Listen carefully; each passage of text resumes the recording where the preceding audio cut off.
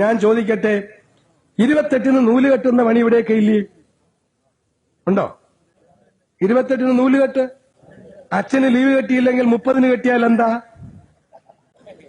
എന്താ കുഴപ്പം?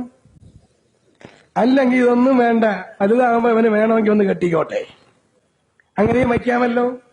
എന്താ ഇതിന്റെ അർത്ഥം? നമുക്കറിഞ്ഞൂടെ, അച്ഛനും അറിഞ്ഞൂടെ, അമ്മച്ചിക്കും അറിഞ്ഞൂടെ. കെട്ടോട് കെട്ട് തന്നെ ഇപ്പോഴും എല്ലായിടത്തും കെട്ടുണ്ട്. പക്ഷെ അതിന് ഈ പ്രപഞ്ചത്തിന്റെ ഘടനയുമായി ബന്ധമുണ്ട്. ഇതൊക്കെ നിങ്ങൾ വല്ലപ്പോഴെങ്കിലും വരുമ്പോ ഇതൊക്കെ ബുക്കുകളിൽ എഴുതിയെടുക്കണമെന്നാണ് ഞാൻ പറയുന്നത്. കാരണം പെട്ടെന്നൊന്നും ഇത് കിട്ടാൻ പോകുന്നില്ല. അതുകൊണ്ട് പറയുക, അത്രയേറെ സൂക്ഷിച്ച് പലയിടത്തു നിന്ന് കളക്ട് ചെയ്തെടുത്താലേ ഇത് കിട്ടൂ. അതായത് 28-ൽ കെട്ടുന്നതിന്റെ ഒരു പ്രത്യേക പ്രാധാന്യം ഞാൻ പറയാം. 28 ദിവസം ഈ കാണുന്ന നമ്മുടെ അന്തരീക്ഷത്തിലെ 27 1 28 നക്ഷത്രങ്ങളുണ്ട്. ഈ അശ്വതി ഭരണി കാർത്തിക എന്ന് തുടങ്ങി 27-ഉം പിന്നെ ഒരു ചെറിയ നക്ഷത്രമുണ്ട്, 2.5 നാഴിക ഇതിന് ബലമുള്ള ജ്യോത്സ്യന്മാർക്കൊക്കെ അറിയാം. അതിന്റെ പേരാണ് അഭിജിത്ത് എന്ന് പറയുന്ന നക്ഷത്രമുണ്ട്, മുഹൂർത്തവുമുണ്ട്. ഈ അഭിജിത്ത് നക്ഷത്രം 2.5 നാഴികയെ ഉള്ളൂ എങ്കിലും ശക്തനാണ്. അങ്ങനെ 28 നക്ഷത്രം ഉണ്ട്. 28 ദിവസം കൊണ്ട് ഈ 28 നക്ഷത്രങ്ങൾക്ക് അതിന്റെ രശ്മികൾ ചന്ദ്രനോടടുത്ത് വരുമ്പോൾ ആ നക്ഷത്രത്തിന്റെ രശ്മിയും ചന്ദ്രന്റെ രശ്മിയും ആ ചന്ദ്രന്റെ സർഫസിൽ സോമം എന്ന് പറയുന്ന ലിക്വിഡ് ആയിട്ടുള്ള ദ്രവീഭൂതമായ ഈ ലേസർ ബീമിനെക്കാളും സൂക്ഷ്മമായ ഒരു ചെറിയ സാധനമുണ്ട്. അതിൽ തട്ടി വരുന്നത് കൊണ്ടാണ് ശീതകിരണൻ എന്ന് ചന്ദ്രനെ വിളിക്കുന്നത്. സോമൻ എന്ന് വിളിക്കാനുള്ള കാരണം ആ സർഫസിൽ സോമം എന്ന് പറയുന്ന ഈ വസ്തു ഉള്ളത് കൊണ്ടാണ്. നമ്മുടെ ഒരു കൊച്ചാചാരത്തിന്റെ മാത്രം പറയുക, ആയിരക്കണക്കിനുണ്ട് പറയാൻ, സമയം കിട്ടിയില്ല. കാരണം എല്ലാവർക്കും വണ്ടി കിട്ടാത്തതാണ്, ഞാൻ ദീർഘിപ്പിക്കുന്നില്ല. ഉണ്ടോ? സമയമുണ്ടോ? ഇല്ല, രണ്ടും ഉണ്ട്, ഉണ്ടെന്നും ഇല്ലെന്നുണ്ട്.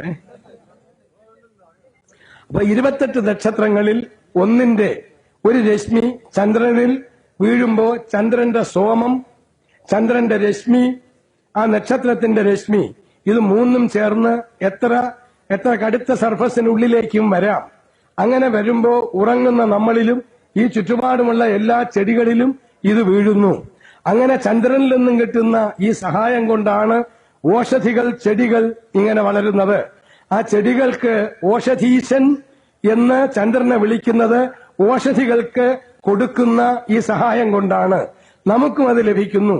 നമ്മുടെ ശരീരത്തിൽ നക്ഷത്രത്തിന്റെ രശ്മി, ചന്ദ്രന്റെ രശ്മി, അതിന്റെ സർഫസിലുള്ള സോമം എന്ന് പറയുന്നത്, ഇത് മൂന്നും കൂടി നമ്മുടെ ശരീരത്തിൽ വീണാൽ പിറ്റന്ന് സൂര്യൻ ഉദിക്കുമ്പോൾ ആ രശ്മിയും കൂടി ചേർന്ന് ഒരു ചെറിയ തരി, ഒരു സൂചിമനയിൽ ഇരിക്കാവുന്ന അനേകങ്ങൾ ഇരിക്കുന്ന അതിസൂക്ഷ്മമായ ഒരു തരിയായി മാറും.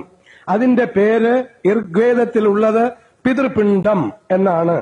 ഇവിടത്തെ ഡോക്ടേഴ്സ് ഉള്ളപ്പോ ഇത് ശരിയാണോ എന്ന് നിങ്ങളൊന്ന് ചോദിക്കണം. ഈ പിതൃപിണ്ഡം എന്ന് പറയുമ്പോൾ പെറ്റേണൽ മാസ് സായിപ്പിന്റെ ഭാഷയിൽ, അപ്പൊ ശാസ്ത്രമാവും. അച്ഛനെന്ന് വിളിച്ചാൽ അത്ര പറ്റിയില്ലെങ്കിൽ ദാദി എന്ന് വിളിച്ചാൽ കുറച്ച് മയം വരും. അതുകൊണ്ട് ഞാനിത് പറഞ്ഞു പോയതാണ്. അത്രയേറെ നമ്മൾ പാപ്പരായിപ്പോയി എന്ന് പറയുക. 28 ദിവസമാണ്.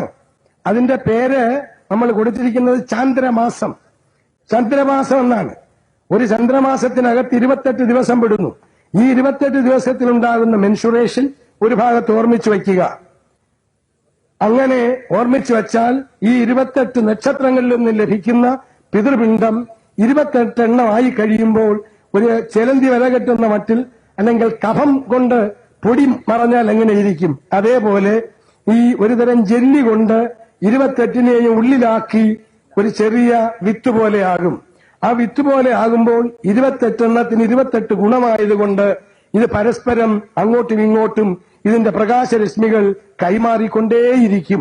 അങ്ങനെ കൈമാറിക്കൊണ്ടിരിക്കുമ്പോൾ അതിനുണ്ടാകുന്ന മാറ്റങ്ങളും ഗുണങ്ങളും എത്ര കണ്ട് വർദ്ധിച്ചു എന്ന് നമുക്ക് പറയാനാവില്ല. അത്ര കണ്ട് അത് കൈമാറ്റത്തിൽ ഓരോ ദിവസം കഴിയുന്തോറും ഇത് സംഭവിച്ചുകൊണ്ടിരിക്കും. ഇപ്പൊ 2 പെയിന്റ് ചേർത്താൽ മൂന്നാമതൊരു നിറം, 3 കൂടെ ചേർത്ത് 4ാമത് വേറൊന്നുണ്ടാക്കാം. ഇങ്ങനെ മാറിക്കൊണ്ടിരിക്കുന്നത് പോലെ ഈ പറയുന്ന പിതൃപിണ്ഡങ്ങൾ 28 എണ്ണം ചേർന്നാൽ ഉണ്ടാകുന്ന ഒരു വിത്തിന്റെ പേര്, അല്ലെങ്കിൽ ഒരു തരിയുടെ പേര് വേദത്തിൽ പറയുന്നത് തണ്ടുലം. തണ്ടുലം എന്നാണ്. ഈ തണ്ടുലം ഡോക്ടേഴ്സിന്റെ പറഞ്ഞാൽ പിള്ളേരില്ല, ആശ്രമത്തിൽ ധാരാളം വരാറുണ്ട്. ഇങ്ങനെ എന്താണ്, പല കാരണങ്ങളുമുണ്ട്. ഇടയ്ക്കൊരു വിദ്വാൻ വന്നിരുന്നു, ഇതുവരെ രോമം പൊടിച്ചവൻ, പിരിയത്തിന്റെ അതുവരെ തലയുന്ന രോമം ഇവിടെ കോതി വയ്ക്കാം. കണ്ടാൽ ഭീകരമായിട്ട് തോന്നും. നമ്മുടെ നെറ്റിയുടെയൊക്കെ സൗന്ദര്യമൊക്കെ കണ്ടുപഠിച്ചതുകൊണ്ട് മാത്രമല്ല, ഇങ്ങനെ നോക്കുമ്പോൾ ഇതുവരെ രോമമുണ്ടെങ്കിൽ തോന്നുന്ന രൂപം അതിഭയങ്കരമാണ്, അതിഭയങ്കരമാണ്. ഇത് എങ്ങനെ ഉണ്ടായി എന്നുള്ളതിനെ പറ്റിയൊക്കെ പിന്നീട് നമുക്ക് ആലോചിക്കാൻ സമയക്കുറവുണ്ട്. ഏതായിരുന്നാലും അങ്ങനെ വരുമ്പോ ഈ തണ്ടുലം എന്ന് പറയുന്ന ഒന്ന് 28 പിതൃപിണ്ഡം പെറ്റേണൽ മാസ്, അതാണല്ലോ പിണ്ഡം വെച്ചുകൊണ്ട് പോണേന്ന് പറയുന്നത്. ഈ പിണ്ഡം എന്ന് പറയുന്ന മാസ് ഒരു ചെറിയ, ഏറ്റവും ചെറിയ ഒരു വസ്തുവിന്റെ അംശമാണ് പിണ്ഡം. ഇങ്ങനെ തണ്ടുലവും 28 പിതൃപിണ്ഡം ചേർന്ന് ഒരു തണ്ടുലം ഉണ്ടായാൽ 16 വയസ്സ് കഴിയുമ്പോൾ ഇത് രക്തത്തോട് ചേർന്ന് ഡോക്ടേഴ്സ് പറയുന്ന കൗണ്ട് കുറവായതുകൊണ്ട്, ശക്തിയില്ലാത്തതുകൊണ്ട് പിള്ളേരുണ്ടാകുന്നില്ല എന്ന് ഡോക്ടേഴ്സ് പറയുന്നു. ആ കൗണ്ടിനെ സൃഷ്ടിക്കുന്ന സാധനമാണ് ഈ പറയുന്ന പിതൃപിണ്ഡം അല്ലെങ്കിൽ തണ്ടുലം. ഈ തണ്ടുലം ഉണ്ടായി അത് കുഞ്ഞുങ്ങൾ ജനിക്കുമ്പോ കമ്മ്യൂണിസ്റ്റുകാരനായാലും കോൺഗ്രസ്സുകാരനായാലും ഈവനായാലും നായായാലും, അങ്ങനെ ഈ നാ ഉണ്ടല്ലോ തമ്മിലടിച്ച് രണ്ടും കൂടെ ഒരുമിച്ചെടുത്താൽ മതി. ഈയോന്റെ ഈയും നായരുടെ നായും കൂടെ കേൾക്കുമ്പോ ഈ നാന്നാവും. ഇപ്പൊ തമ്മിലടിയാണ്, പറയാതിരിക്കാൻ നിവർത്തിയില്ല. ഞാൻ അങ്ങോട്ട് കടക്കുന്നില്ല, അത് പിന്നൊരിക്കൽ പറയാം. കുറെയൊക്കെ ശ്രമം നടത്തിയിട്ടിരിക്കുകയാണ് ഞാൻ. കാരണം ഈ വർഗം നിലനിൽക്കില്ല. അല്ലെങ്കിൽ മഹാഗുരുക്കന്മാര് പറഞ്ഞത് ത്രാസിക്കേറ്റി ഇരുത്തിക്കൊണ്ടല്ല, ജാതിയുടെ നിറം നോക്കിയിട്ടല്ല, ഗ്രന്ഥങ്ങളിൽ അതില്ല. പോട്ടെ, ഞാൻ അങ്ങോട്ട് കടക്കുന്നില്ല. ഗ്രന്ഥങ്ങളൊക്കെ നിങ്ങളുടെ മുമ്പിൽ പേര് സഹിതം തരാം, വായിച്ചു നോക്കാം. പറയുന്നില്ല ഒരിടത്തും ജാതി വ്യവഹാര കൽപ്പിത എന്ന് എഴുതി വെച്ചത് അതുകൊണ്ടാണെന്ന് ഞാൻ പറഞ്ഞതാണ്.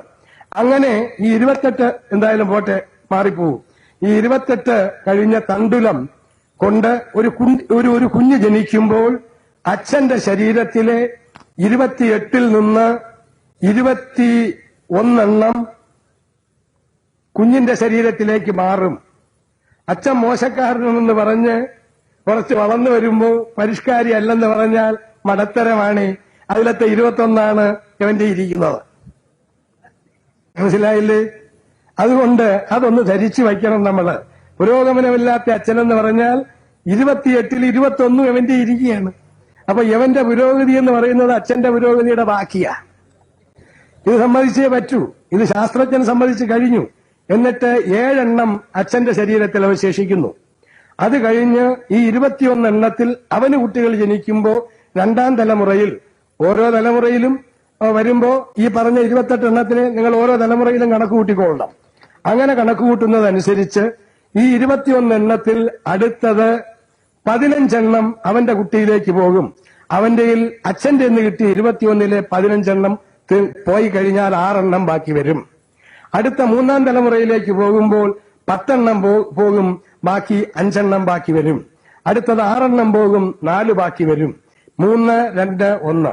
ഡാക്ടേഴ്സിനോട് ചോദിക്കൂ, ഒരച്ഛന്റെ പാരമ്പര്യത്തിലെ, അമ്മയുടെ പാരമ്പര്യത്തിലെ സന്തതി പരമ്പരയുടെ സ്വഭാവം 7 തലമുറ നിലനിൽക്കുന്നോ ഇല്ലയോ എന്ന് നിങ്ങൾ ഡാക്ടേഴ്സിനോട് ചോദിക്കുക.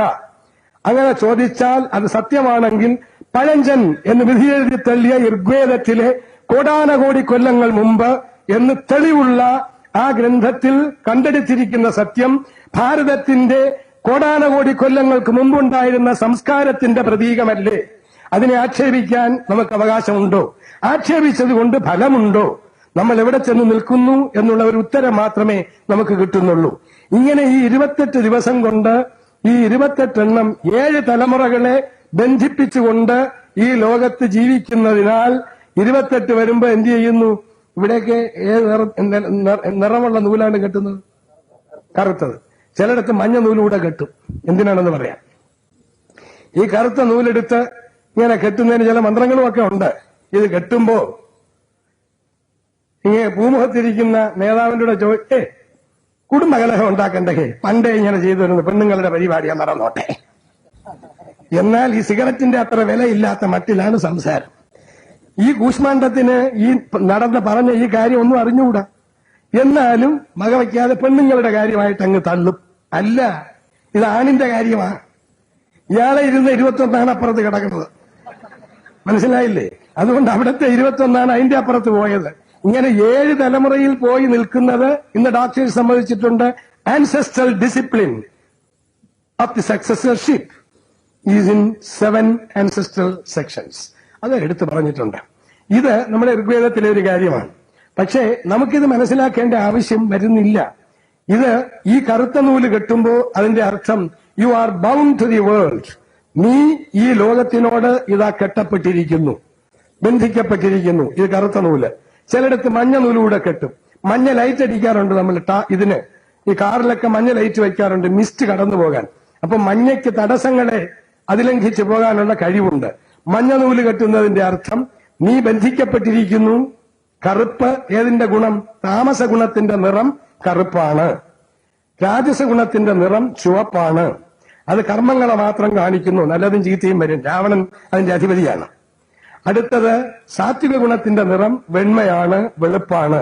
ഇങ്ങനെ 3 ഗുണങ്ങളെയും തരംതിരിച്ച് എഴുതിയിട്ടുള്ളതിൽ കറുത്ത നൂലുകൊണ്ട് കെട്ടുമ്പോൾ താമസ ഗുണപ്രധാനമായ ജീവിതത്തിന് നീ ഈ ലോകവുമായി ബന്ധിക്കപ്പെട്ടിരിക്കുന്നു.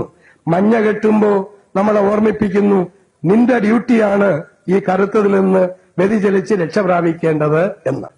ഇങ്ങനെ നമ്മുടെ ജീവിതത്തിലെ ജീവിക്കാനുള്ള അവകാശത്തെയും ബന്ധനത്തെയും അതിനതീതമായി നിൽക്കുന്ന സ്വാതന്ത്ര്യത്തെയും കണക്കിലെടുത്തുകൊണ്ടാണ് അത് ആ കാര്യം നടത്തിയിരിക്കുന്നത്. 28 കെട്ടിൽ 29 അച്ഛന് ലീവ് കെട്ടു എന്ന് വിചാരിച്ച് കെട്ടരുത്. കാരണം 28 ആ ദിവസത്തിലാണ് ഈ പറയുന്ന പരിപാടികളെല്ലാം നടക്കുന്നത്. അതുകൊണ്ട് ആ ദിവസം തന്നെയാണ് അത് ചെയ്യേണ്ടത്.